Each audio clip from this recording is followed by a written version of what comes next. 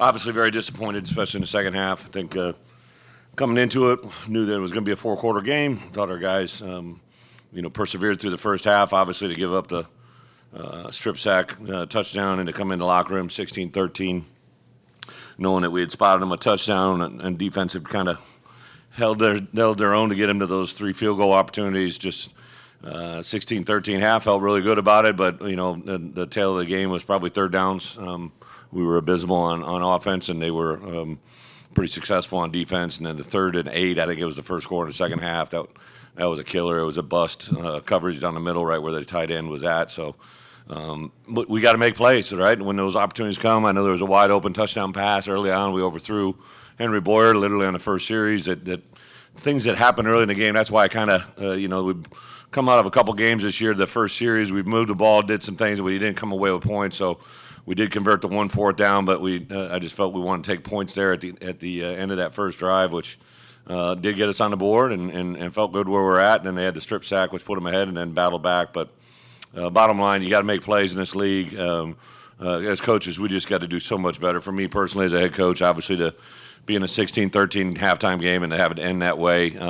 I was trying to win the game. Obviously, that's why we went forward on 4th down on a couple of different occasions. We just playing the numbers. You couldn't win that game if we didn't go for it. Even though it put our defense really defensively, I feel we put them in 20, 21 points, however you want to say it. We gave a short field when we went forward on 4th down, and then also the onside kick. So really set up our defense in a position to not have great success. So we got to overcome. Obviously, a short week. We don't have a lot of time. We are a little bit banged up. Our guys got to get healthy. I told them in there, right? That's obviously embarrassing. However you want to say it. For me as a head coach, for you as a player, as a coach, that collapse in the second half just can't be tolerated. And this will happen in this league if you let somebody get those moments and those opportunities. So with that, I'll open up for questions.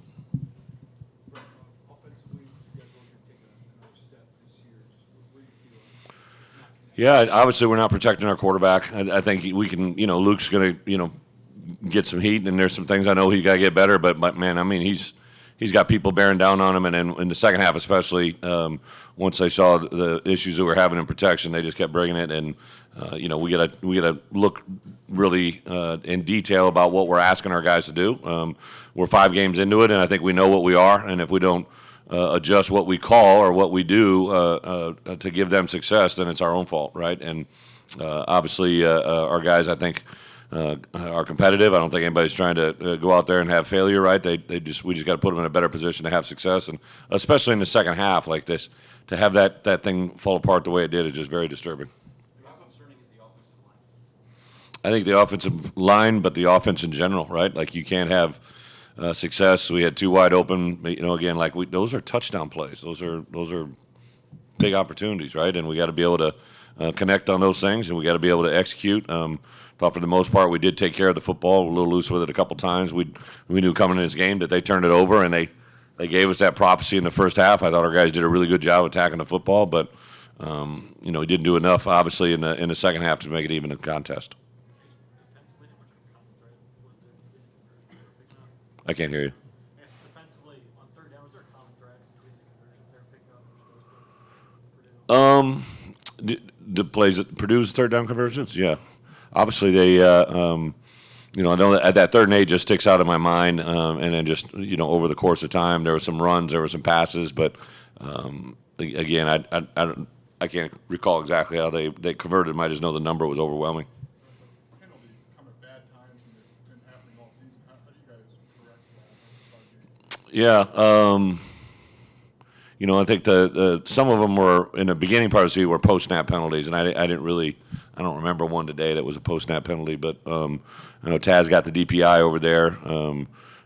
There was another one that I know we got in the first half. Obviously we share with our guys all the time. The statistics are overwhelming when you have a 15-yard penalty on defense. It's really hard to overcome within a drive, and usually leads to points, and that's kind of the way it played out in front of us. I thought there was some good mojo, they were literally telling me not to challenge the play on the punt when we blocked it because they said they reviewed it and it wasn't there. And I'm like, I don't know what to tell you. Ashton Hollins told me he touched it, so I'm glad I made that challenge, right? And then we also challenged one later on another fumble that they ruled was not a fumble. So I thought there was positive breaks beginning to happen our way, but yeah, there was a couple DPI penalties that were huge. The first one on Taz, they called it. They thought it was a late hit, unnecessary. Taz, I think early on was just trying to run up and make an aggressive play. I thought they were going to call targeting, but obviously they called a late hit. Was there something that kept you from maybe getting the pressure you wanted on Hudson Card? Is there something pressure-wise? Well, we definitely, we had the one pressure I know that almost resulted in a safety. We changed up what we did at half. We did a couple of different things on third down, but they were not subbing, so some of the third down stuff we couldn't get to unless they subbed. And again, I give them credit. They executed on some third down plays, made the throw, made the catch, and were able to protect their quarterback. You talked about before where your third down failure is kind of a connection between first and second down too. I thought I saw your conversion to go was like 10 yards or more. Yeah, they were. We definitely got to get in third and manageable. I think that, when we stay ahead of the chains and get those third manageables, it's usually a good sign for us to come. I think again. I keep going back to what's our identity, and I don't know if we've established that yet. I do like. I know Reggie. We missed Reggie today, but he practiced a little bit this week, but he couldn't go. And obviously, I think Josh. There are some things I know he can do better, but I thought he did some things, and I thought number 3 when he came in ran with some authority. So I think we got to continue to look at ways to get some of these young guys involved and help us move the chains. When did you make the decision on Reggie? Reggie made a decision. Reggie, just basically where he's at, didn't feel like that he could go. I think on Wednesday he went a little bit. I think it was through period 5 or 6. Took him out, and then on Thursday didn't want to have him go. Friday he felt a lot better, but today when he got here, we took him out in pregame, and I just told him it's in your hands, right? Like you decided whether or not you can go. And Reggie's very conscientious. Nobody wanted to go more than Reg. You said a couple times now looking for identity on offense. How do you go? I think we got to have some hard conversations, with the coaches, and I can, decide all we want. I've tried to put it in their hands, but I think as a head coach, I got to decide what our identity is and force it that way. And I know that we're, obviously short a little bit at certain positions, but I like our wide receiver core. I like our running back core. I like the tight ends where they're at. We got to give our quarterback a chance. I think what we can do is look at what we're doing offensive line-wise, what we're asking those guys to do, and I know what we want to do, but sometimes you got to make the decision, is it something we ask our guys to do, and if they can't do it, do we eliminate it and find another option? Because obviously the one that we're trying to use isn't working. On the offensive line, we had heard there was open competition this week, or a little more open competition. Yeah.